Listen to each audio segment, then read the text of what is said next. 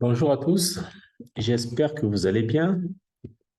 Bien, nous allons poursuivre notre cours sur les suites numériques et dans cette vidéo, nous parlerons des suites extraites ou bien des sous-suites d'une suite. Alors, nous allons toujours garder en tête que l'objectif est d'étudier la convergence d'une suite UN, ce qui signifie donc que les sous-suites vont nous apporter des éléments de convergence d'une suite. Et donc, à la fin de cette vidéo, nous aurons beaucoup plus d'arguments d'étudier la convergence d'une suite. Et donc, sans plus tarder, je vais définir une sous-suite et parler des propriétés de convergence. Alors,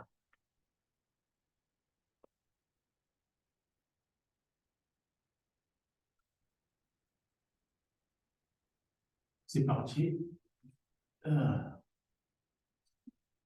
Extrait.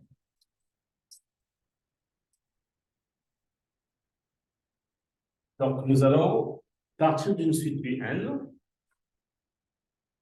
UN est une suite.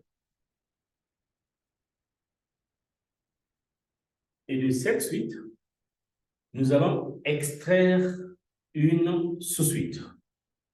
Mais qu'est-ce que ça veut dire extraire une sous-suite? Et pour cela, nous dirons que une suite réelle, Vn, est dite extraite de la suite UN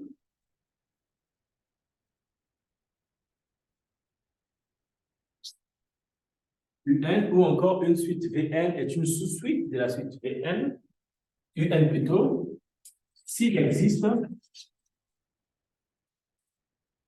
une application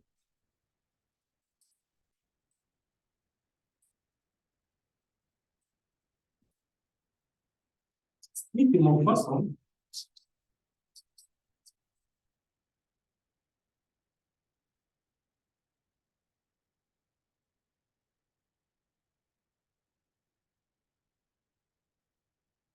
H de N dans N, appelée extractrice,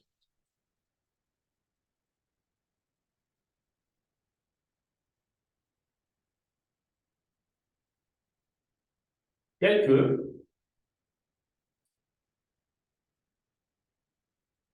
Vn soit égal à U de Hn. Voilà. En résumé, ce que je viens de dire, c'est quoi? C'est que si j'ai une suite UN et que je peux trouver une application qui est croissante, alors U de H de N, où H est une application croissante de N dans N, est une sous-suite de UN. Alors, comme exemple, pour rendre la définition beaucoup plus claire, nous pouvons prendre notre suite UN ici, et de ça, là, nous définissons H qui va de N dans N, qui a bien associé l'application 2N. Ça veut dire que H de N égale à 2N. Donc, j'ai U H de N est égal à U de 2N. Et comme 2N est une application croissante, parce que H de 2N plus, enfin, si vous faites H de N plus 1, vous avez 2 facteurs de N plus 1, qui est égal à 2N plus 2, et ça, c'est supérieur à H de N, parce que c'est H de N. Donc, vous avez H de N plus 1, qui est strictement supérieur à H de N. Donc, cette application-là est croissante, ce qui signifie que U de 2N est une sous-suite de U de N.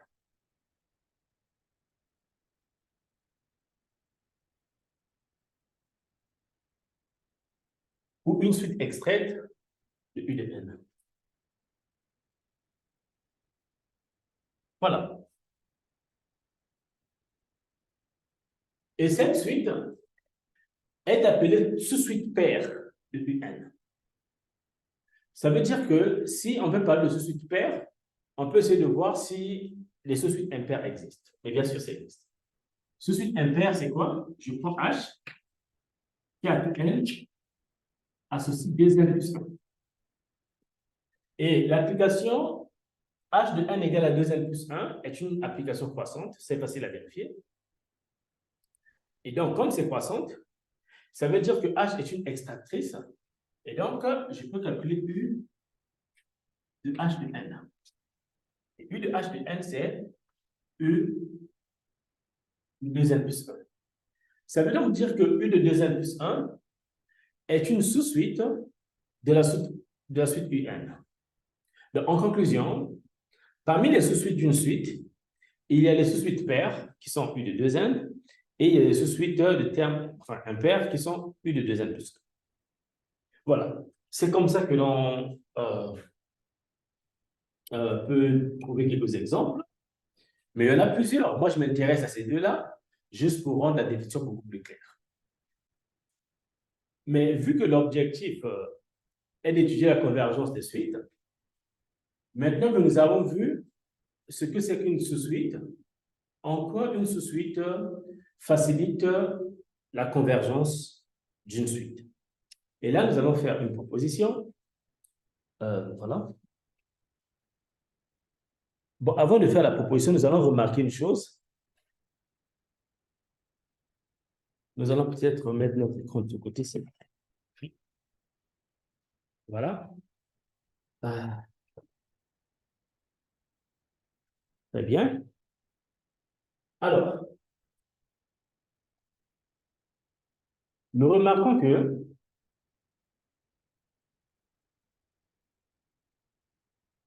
si H est une extractrice, alors H de n est supérieur ou égal à n. C'est facile à vérifier par récurrence. Ça veut donc dire que l'extractrice que nous avons dans la définition d'une suite extraite vérifie la propriété H de n supérieure ou égal à n. Quoi d'autre?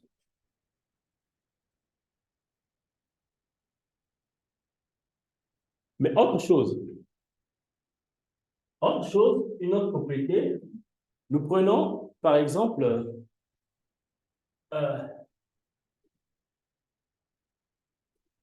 Vn, une sous-suite de Un. Ça veut dire qu'il existe une application strictement croissante que je vais appeler H1, telle que Vn s'écrit sous la forme U de H1 de N. D'accord. Donc, Vn est une suite de Un. Maintenant, je prends Wn comme une sous-suite de Vn.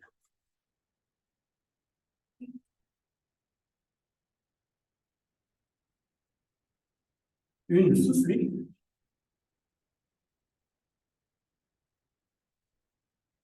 de Vn. Ça veut dire qu'il existe une application strictement croissante que je peux appeler H2, telle que Vn soit égal à V H2 de N.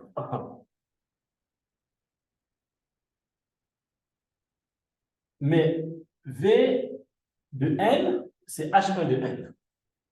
Donc, ça veut dire que V de H2 de N, c'est U de H1 de H2 de N. C'est-à-dire que c'est U de H1 rend H2 de N. Mais comme la composition de deux applications continues, de deux applications croissantes est croissante, ça veut dire que ça, c'est aussi une extractrice. Ce qui signifie que Wn est aussi une sous-suite de U. En fait, ce que je viens de faire, c'est quoi? Je viens de dire que toute sous-suite, ce que je veux dire par là, c'est quoi? Toute sous-suite d'une sous-suite est une sous-suite. C'est-à-dire que Vn est une sous-suite de Un, Wn est une sous-suite de Vn, Ça veut dire que Wn est une sous-suite de Un. C'est ce que ça veut dire. Et c'est ce que j'ai expliqué par ce que je viens d'écrire ici. D'accord. Et donc, nous allons faire une proposition qui nous dit que si une suite Un converge vers L, alors toutes ces sous-suites convergent aussi vers L. Proposition.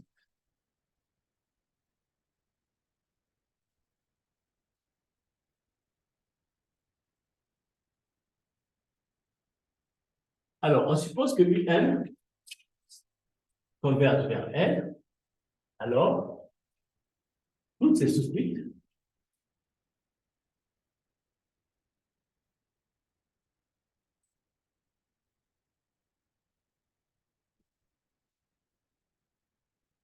convergent vers L.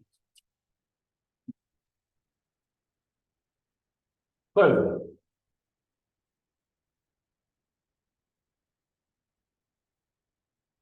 Ce que nous allons montrer, c'est que nous supposons que Un converge vers L. Ben, ça veut dire que pour tout epsilon supérieur à 0, il existe un élément de N tel que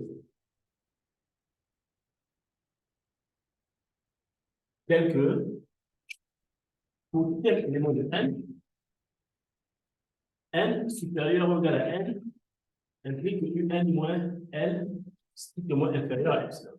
Ça, c'est parce que la suite Un converge vers L. Maintenant, ce qu'il faut montrer, c'est que, quelle que soit la sous-suite que je prendrai, cette sous-suite aussi converge vers L. Donc, soit Vn,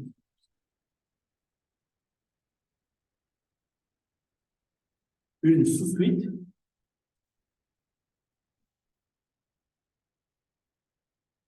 de Un. Ça veut dire quoi? Il existe une extractrice H telle que Vn soit égale à U de Hn. Mais, je vais faire ceci.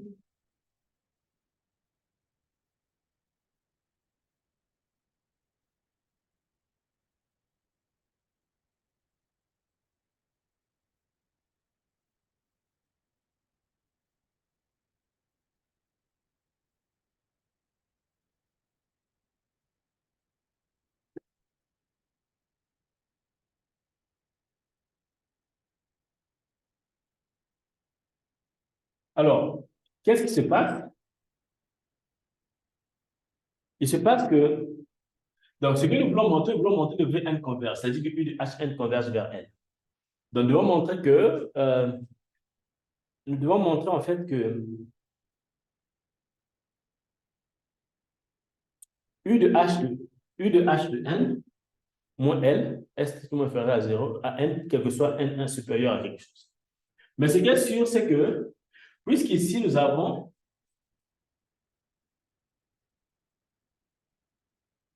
pour tout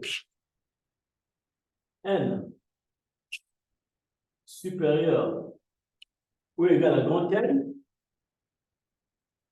Un moins N strictement inférieur à epsilon.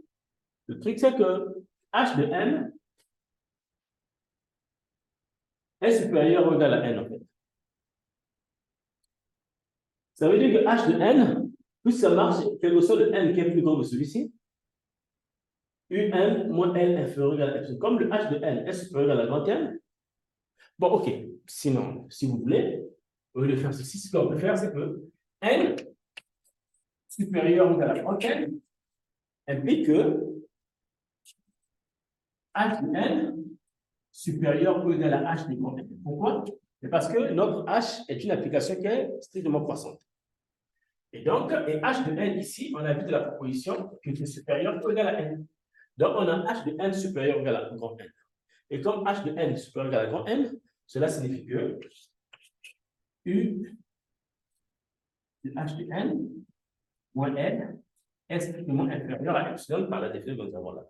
Et c'est terminé. Ça veut dire que notre suite Vn converge. Bon.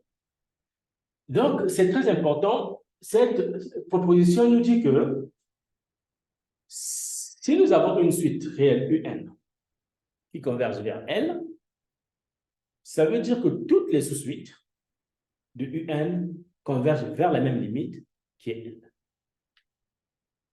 Alors, la conséquence que l'on peut tirer, c'est laquelle? On peut regarder la contraposée. La contraposée signifie quoi? Si j'ai deux sous-suites, par exemple, une qui converge vers L1, l'autre qui converge vers L2, et que L1 est différent de L2, ça veut dire que notre suite UN ne converge pas. Parce que pour que ça converge, il faut que toutes les sous-suites convergent vers la même ligne. Mais de la même façon, nous pouvons montrer de la même façon que si notre suite UN converge vers plus l'infini, ça veut dire que toutes les sous-suites convergent vers plus l'infini. Et donc, ce théorème est extrêmement important de savoir que lorsqu'une suite converge, toutes les sous-suites convergent vers la même limite. Ce qui nous ramène à étudier la suite de moins 1 à la puissance n qu'on a vu lors de la première activité. La convergence de cette suite peut être regardée juste en regardant les sous-suites paires et impaires. C'est-à-dire que la sous-suite paire U de 2n est égale à 1. Donc, ça converge vers 1. La sous-suite impaire U de 2n plus 1 est égale à moins 1. Donc, ça converge vers moins 1. Donc, nous avons deux sous-suites de cette suite qui convergent vers deux valeurs différentes. Ça veut dire que la suite elle-même, elle ne converge pas. Voilà pourquoi cette suite ne converge pas, il n'y a pas de limite. Voilà. Et ça, c'est très important. Voilà. Bien. Alors, nous allons passer à un autre résultat, ou encore à un exercice, pourquoi pas.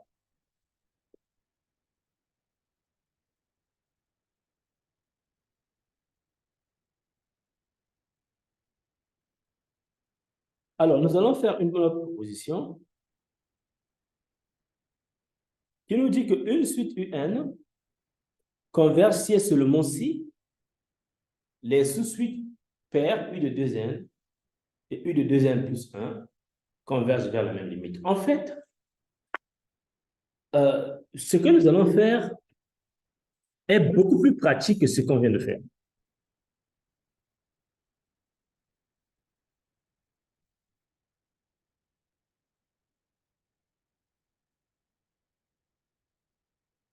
Proposition.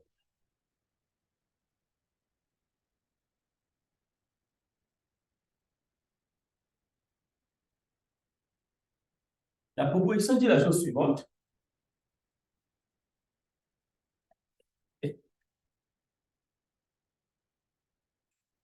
La proposition dit la chose suivante.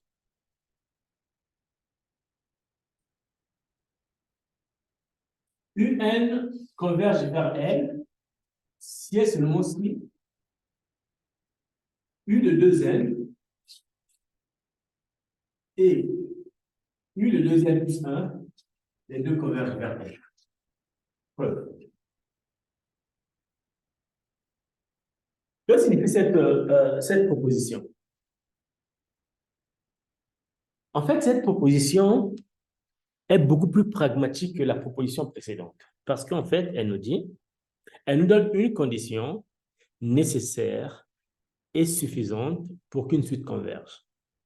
Elle nous dit qu'en fait, si vous voulez étudier la convergence d'une suite UN, tout ce que vous pouvez faire, c'est de regarder la suite U de 2n.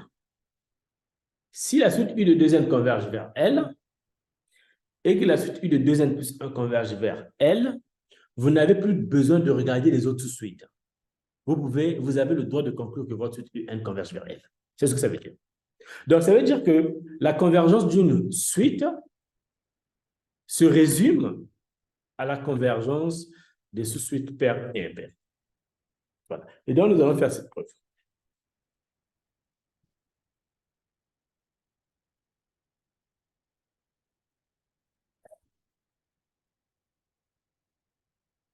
Bien, alors, on suppose que... Alors, nous supposons que UN converge.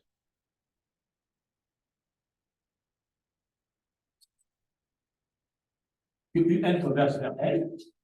Alors, c'est direct parce que la proposition précédente nous dit que si une suite UN converge vers L, alors toutes les sous-suites convergent vers L. Et en particulier, U de 2N et U de 2n plus 1 converge vers n.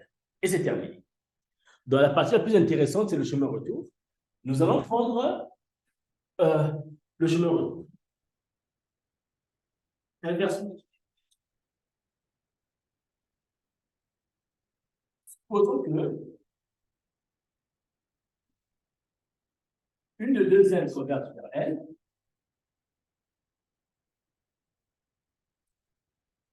U de 2n plus 1 aussi converge vers n. Et nous devons montrer que U de n, en fait, converge vers n.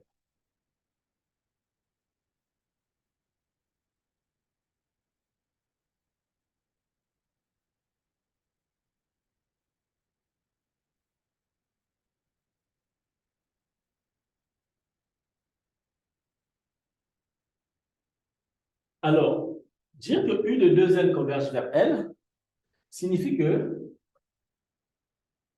quel que soit n supérieur à 0, il existe n1, n2, tel que pour tout n. Et le mot de n. Alors, pour U de 2n, nous disons n supérieur ou égal à n1 implique que U de 2n moins n strictement inférieur à epsilon. N supérieur ou égal à n2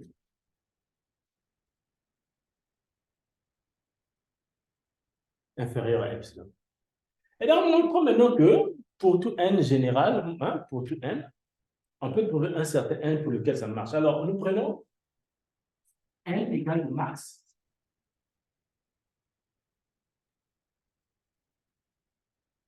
Max, je prends le 2n, 1, et le 2n plus 2, 1. Comme ça. Voilà. Je prends ce max-là. Ça veut donc dire quoi? Nous voulons voir que pour tout n supérieur à grand N, nous avons cette convergence. Mais le problème, c'est que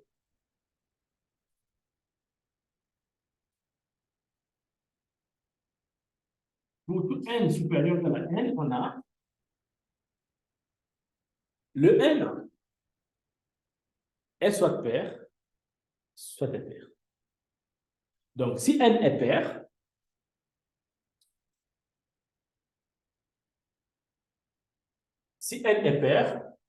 alors n est de la forme 2K par exemple.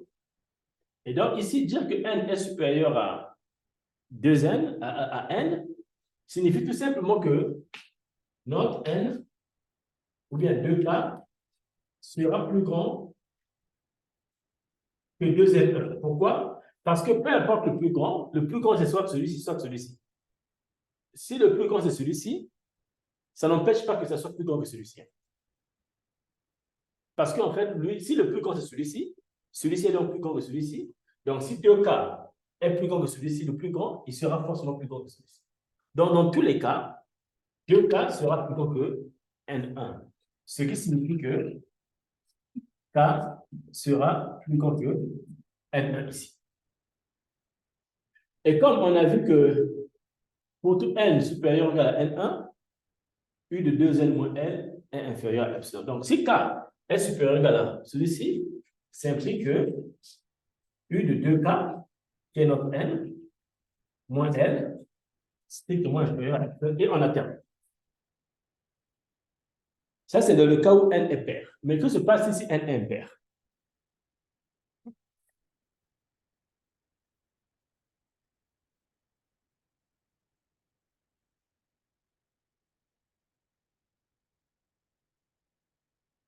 Si N est impair,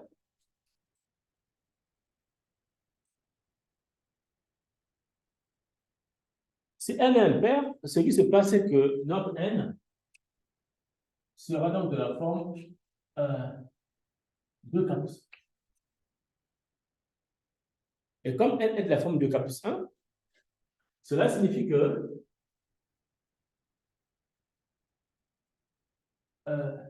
dire que N supérieur ou égal à grand N implique que 2K plus 1 sera plus grand que 2N2 plus 1.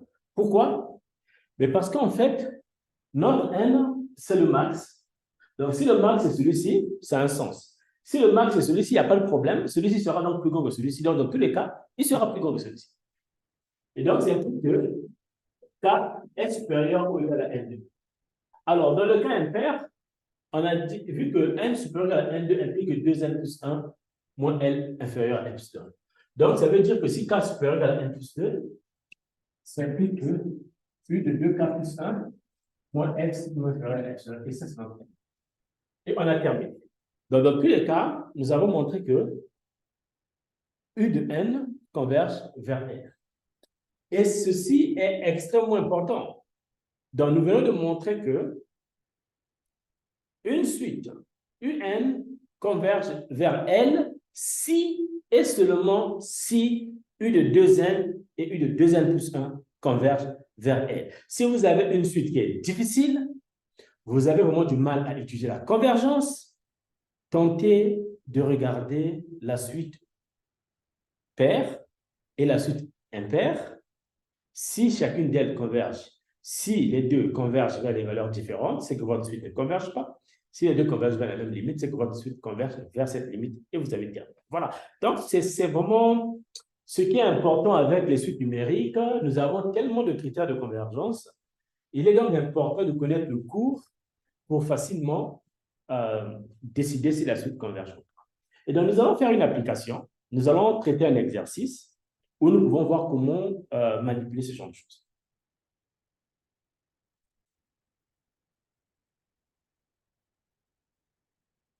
Nous allons peut-être emmener l'écran de l'autre côté,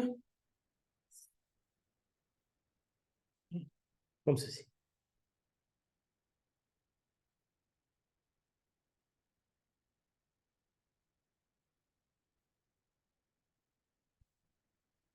Alors,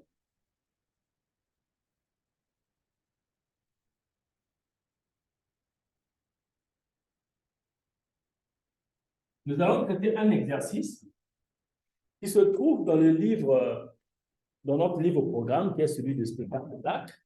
Je vais partager l'écran pour montrer l'exercice.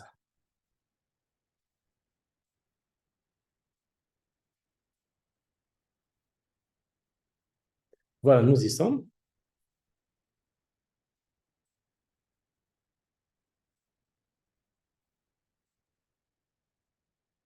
Nous allons traiter cet exercice, l'exercice numéro 7. L'exercice numéro 7 nous dit la chose suivante. Si UN est une suite numérique dont les sous-suites U de 2N, U de 2N plus 1 et U de N carré convergent, alors la suite UN converge. Donc, notre objectif est de montrer que la suite UN converge. Et comme hypothèse, nous avons la suite U de 2N converge, la suite U de 2N plus 1 converge, et la suite U de N carré converge. La difficulté de cet exercice est que la proposition précédente ne s'applique pas en fait. Parce que nous ne savons pas vers quoi la suite U de 2N converge et vers quoi la suite U de 2N plus 1 converge. Si les deux suites U de 2N et U de 2N plus 1 convergent vers la même limite, alors nous pouvons conclure que notre suite UN converge. Donc, en fait, l'objectif de cet exercice est de montrer que les suites U de 2N et U de 2N plus 1 convergent vers la même limite. Et qui va nous permettre de faire cela? C'est la troisième suite U de N carré ici qui va jouer ce rôle. Donc, ce que nous allons faire,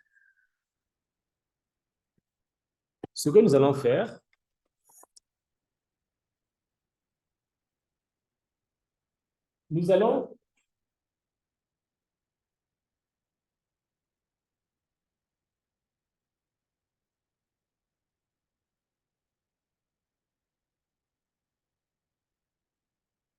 supposer que luminosité ne nous rend pas service. Voilà. Donc, nous allons supposer que c'est mieux de venir ici. Voilà. Nous allons supposer que notre suite UN, U de 2N, converge vers une valeur N1. Et que notre suite U de 2N plus 1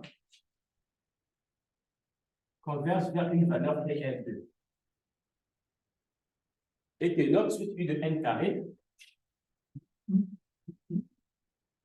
converge vers une valeur qui est L1. Notre objectif en utilisant la proposition précédente, notre objectif est de montrer que L1 est égal à L2.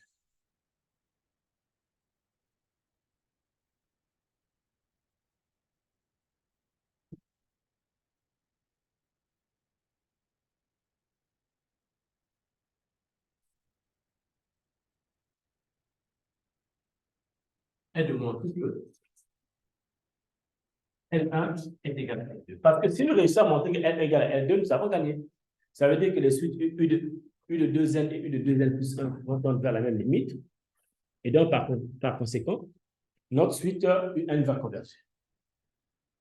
Mais comment nous allons faire cela? Nous allons utiliser la suite N au carré qui converge vers L3. Comme la suite N carré converge vers L3, cela signifie que toutes les sous-suites de la suite N carré vont converger vers L3. Et donc, ce que nous allons faire, c'est que nous allons regarder U. Alors, nous allons regarder U.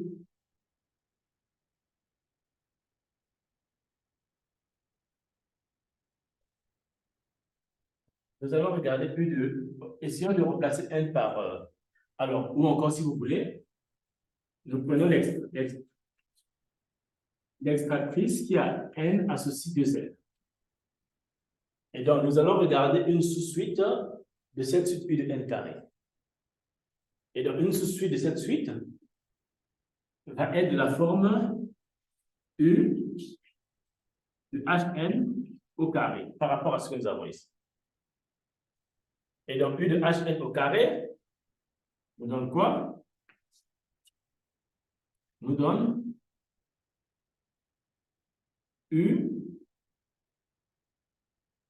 Si Hn c'est 2n, donc nous aurons 2n au carré qui nous donne U de 4n carré. Et donc, U de 4n carré, ici,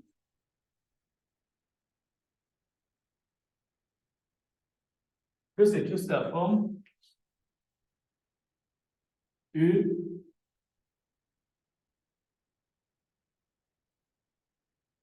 peut s'écrire sous la forme U de 2 fois 2n carré. Alors, ce qui se passe, c'est quoi? C'est que le fait de l'écrire, cette fonction-là, U de Hn carré, donc cette suite-là, avant de poursuivre, je m'arrête d'abord ici. Cette suite est une sous-suite de Hn carré.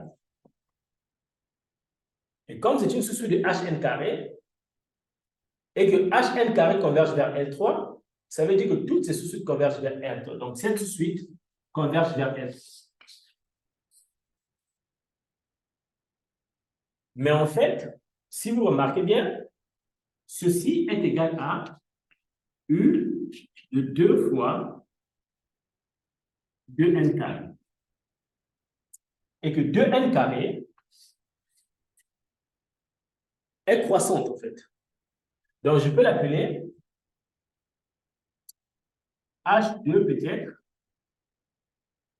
de n. Donc, je définis une autre application croissante qui ça, tel que H2 de n égale à 2n carré.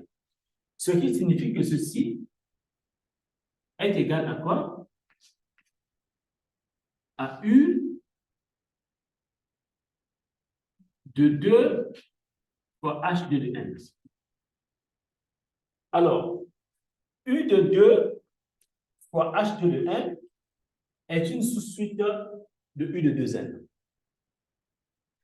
Ça veut donc dire que cette sous-suite-là converge vers, puisque toutes les sous-suites de U de 2n convergent vers L1, toutes les sous-suites de U de 2n vont converger vers L1. Excusez-moi, on va faire ceci. Voilà. Toutes les sous-suites de U de 2n vont converger vers L1. Ça veut dire que cette sous-suite, qui n'est rien d'autre que celle-ci, converge vers L1.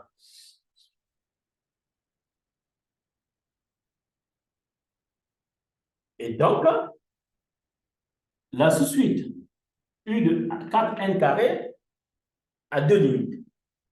Elle converge vers L3 et elle converge vers L1. Mais dans l'une de nos propriétés, nous avons montré que si une suite converge vers L, alors sa limite est unique. Donc, par unicité de la limite, L3 doit être égal à L.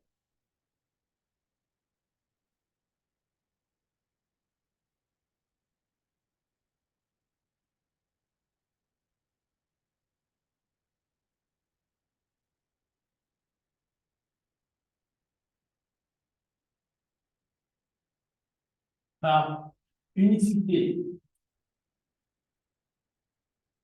de la limite, on a L1 égale à L. Mais malheureusement, ça ne nous permet pas de conclure parce que notre objectif, nous, est de montrer que L1 est égal à L2 pour conclure. Ce qui signifie que nous allons devoir refaire la même chose, partir encore de U de n carré et faire ce qu'on a fait avec U de 2n, le faire avec U de 2n plus 1. Donc, nous reprenons encore. Quand U de n carré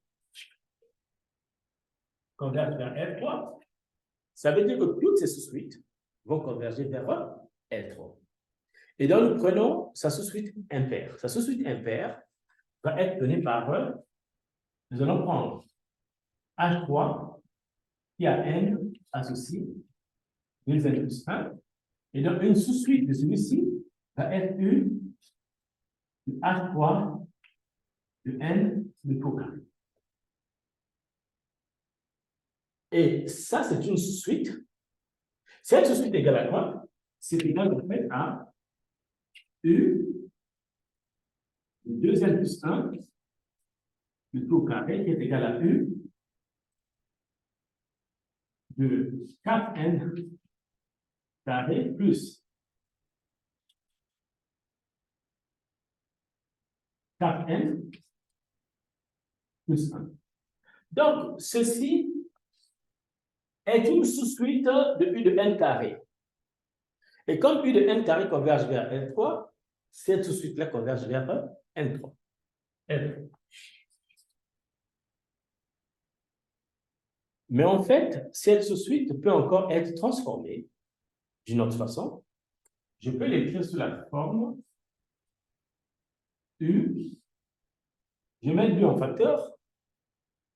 Et 2 facteur de 2n carré plus 2 plus 1. Alors, je vais donc prendre ceci, ce qui est à l'intérieur ici. Je l'appelle H4 de n. C'est une fonction croissante, donc ça c'est H4 de n. Et c'est croissante, c'est une extractrice. Ça veut donc dire que cette suite-là, c'est égal à U de 2 fois H4 de n plus 1, où H4 de n est une fonction croissante. Ça veut dire que ceci est une sous-suite de la suite U de 2n plus 1. Mais U de 2n plus 1 converge vers L2. Ça veut dire que toutes les sous-suites de U de 2n plus 1 vont converger vers L2. Donc, cette suite-là converge vers L2. En fait, cette suite, c'est la même que celle-ci. Ce que je suis en train de dire, c'est que cette suite-là converge vers L2. Et donc, cette sous-suite-là converge vers deux valeurs qui sont L2 et L3. Par unicité de la limite de la convergence, L2 va être égal à L3.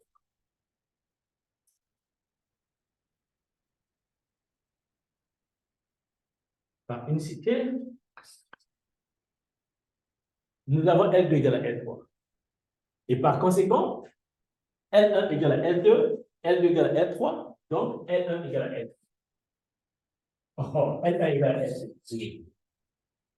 Et si L1 est égal à L2, ça veut dire que les sous-suites paires U de 2N et U de 2N plus 1 convergent vers la même limite. Et la proposition précédente nous dit que si les deux suites convergent vers la même limite, alors la suite UN converge vers la même limite. Et nous avons terminé. Voilà. Voilà comment ça peut être intéressant. Donc, c'est très important de bien comprendre les sous-suites. Bien. Est-ce qu'il y a encore quelque chose à faire? Si?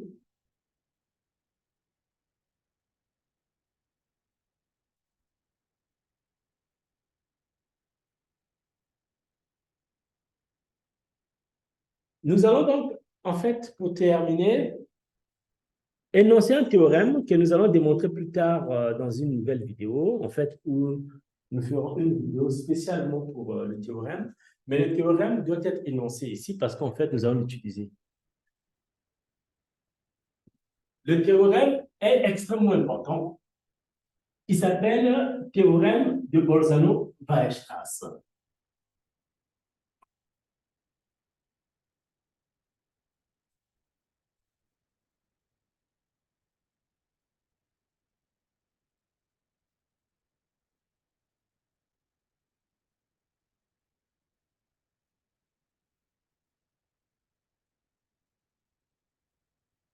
Théorème de Bolzano-Weierstrass, c'est un nom allemand. Alors, le théorème de Bolzano-Weierstrass nous dit, de toute suite bornée, on peut extraire une sous-suite qui converge.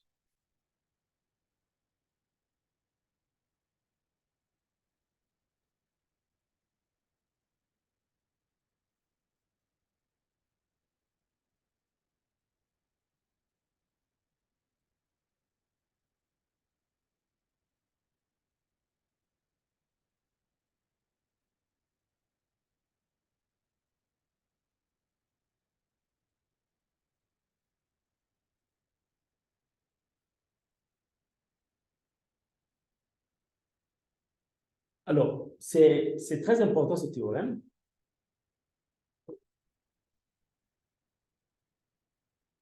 Ce théorème nous dit que de toute suite bornée, on peut extraire une sous-suite qui converge. Qu'est-ce que ça veut dire?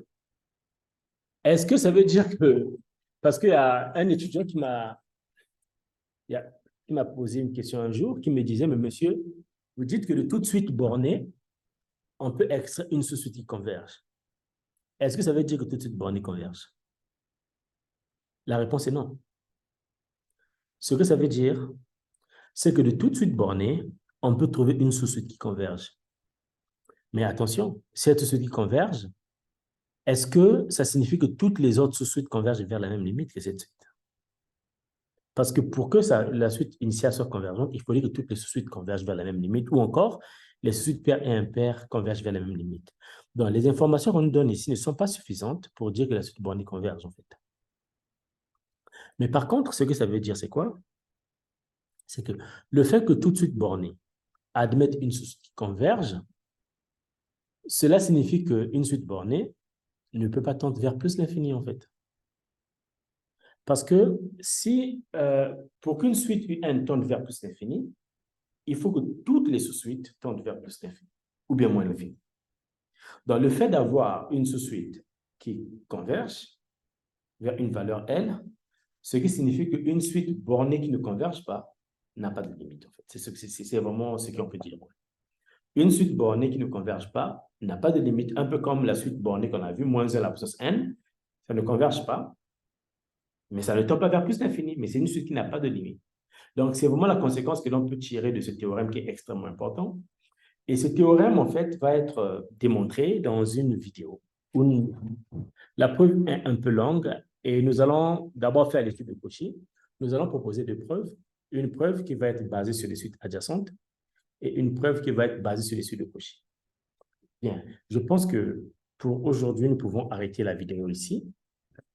Et j'espère que vous avez apprécié et à très bientôt. Au revoir.